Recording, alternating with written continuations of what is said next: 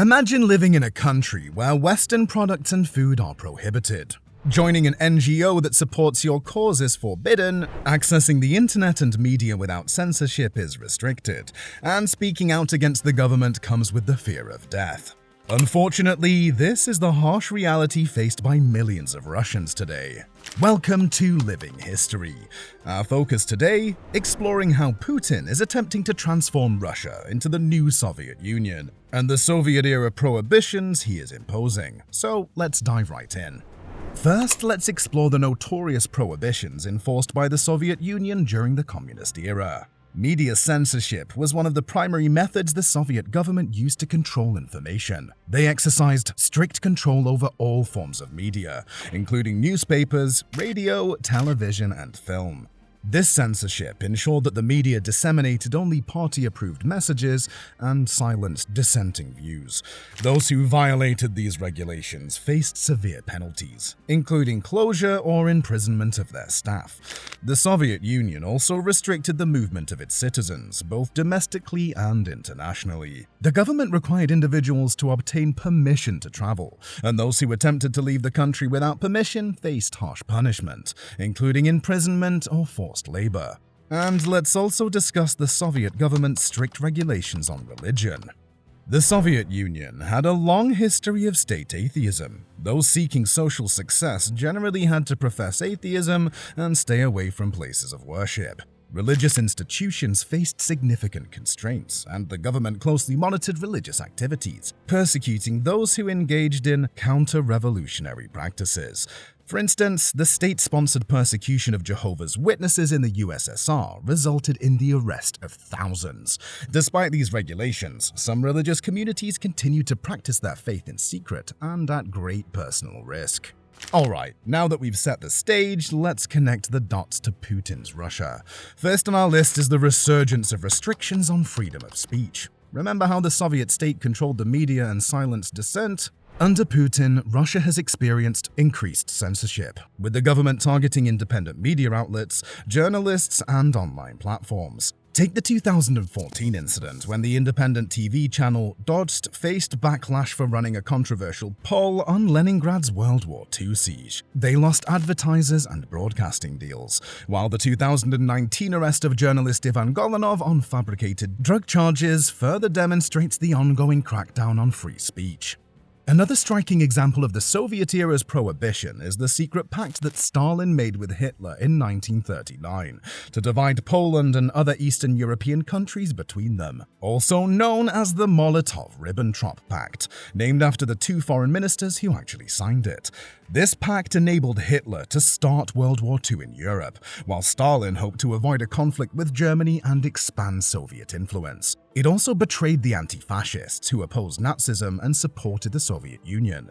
The pact was exposed when Germany invaded the Soviet Union in 1941, breaking their agreement and forcing Stalin to join the Allies against Hitler. After the war, the Soviet Union tried to deny or justify the pact, but it remained a shameful episode in its history. Today, Putin's Russia is once again trying to suppress the truth about this dark chapter of its past. In 2016, a 37-year-old Russian blogger, Vladimir Luzgin, was convicted and fined for writing, "The Communists and Germany jointly invaded Poland," sparking off World War II. The court ruled that he had deliberately distorted historical facts and insulted the dignity of Soviet veterans. Next up is the return of the Foreign Agent Law, a chilling reminder of Soviet-era restrictions. In 2012, Putin signed the Foreign Agent Law, forcing non-profit organizations receiving foreign funding and engaging in political activity to register as foreign agents. This echoes the Soviet times when receiving foreign support could get you labeled as a spy or traitor. A case in point is the 2016 labeling of the Levada Center, a leading Russian independent pollster, as a foreign agent. Don't think the internet is safe either. Putin's government has been tightening control over the online world with laws like the Sovereign Internet Law. This legislation grants authorities vast powers to restrict access to online content. In 2019, a law was passed allowing Russia to disconnect its internet from the rest of the world. The Telegram app's ban in Russia in 2018, following founder Pavel Durov's refusal to provide the Federal Security Service, FSB, with encryption keys to exert authority over online platforms and restrict digital freedom. Sadly, the LGBTQ community isn't spared from the return of these oppressive measures either. Though homosexuality was decriminalized in Russia in 1993, Putin signed a law in 2013 banning the promotion of non-traditional sexual relationships among minors, effectively limiting the rights and freedoms of the LGBTQ community, a community that has already been heavily targeted. In one example from 2009, Russian LGBTQ rights activist and journalist Anastasia Baburova was shot and killed in Moscow, alongside human rights lawyer Stanislav Markelov. The pair were targeted by a masked individual in an attack that many believe to have been politically motivated. Baburova was known for her work exposing far-right extremist groups and promoting LGBTQ rights in Russia, while Markelov represented victims of human rights abuses in various Russian regions. The brutal murder of these two advocates underscores the immense risks faced by those who openly challenge the Russian government and champion the rights of marginalized communities, including the LGBTQ community. Talking about the heavy-handedness of the government on public gatherings and protests, Putin's regime has enacted strict laws regulating public gatherings and protests, reminiscent of the harsh regulations enforced during the Soviet era. Heavy fines and potential imprisonment await participants and organizers who defy these laws. The Soviet government also strictly controlled public gatherings, fearing that they could lead to dissent or challenges to the state's authority. A notable example from Soviet times is the suppression of public demonstrations during the Prague Spring in 1968. In Putin's Russia, one striking example is the 2012 sentencing of Pussy Riot punk band members to 2 years in prison for their protest performance in a Moscow cathedral. Yup, you heard that right. 2 years for a performance. Unfortunately, the situation has gotten even worse following the invasion of Ukraine, as Russia is amending more and more laws against rightful protest. And the climate of fear doesn't end there, as opposition politicians, activists, and critics have faced harassment, imprisonment, or even death under Putin's rule. In 2015, opposition leader Boris Nemtsov was assassinated near the Kremlin, while the 2006 poisoning and death of former FSB agent Alexander Litvinenko in London shows that political repression isn't confined to Russia's borders. Another striking similarity between Soviet-era actions and Putin's Russia is the tendency to impose restrictions on information about military interventions. In the case of the Russo-Ukrainian conflict, which began in 2014, the Russian government refers to it as a special military operation rather than a war. This terminology downplays the severity of the situation and is reminiscent of the USSR's approach to controlling narratives surrounding its military actions. For instance, during the Soviet intervention in Hungary in 1956, the USSR attempted to portray its actions as supporting a friendly socialist government, rather than an outright invasion.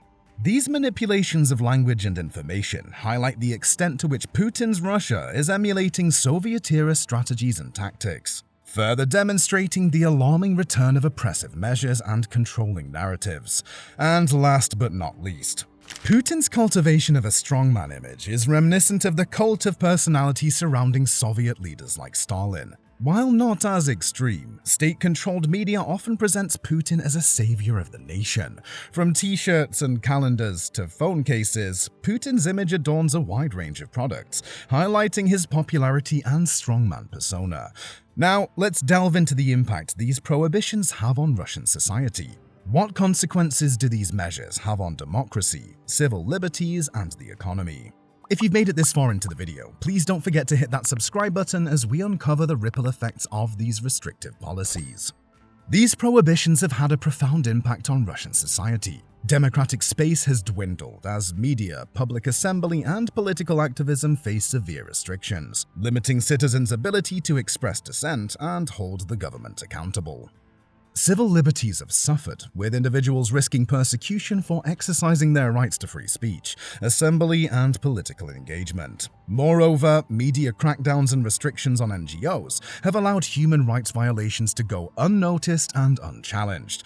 The tightening grip of government control has also taken an economic toll, stifling innovation, hindering economic growth, and deterring foreign investment, further exacerbated by economic sanctions imposed by Western countries following the invasion of Ukraine.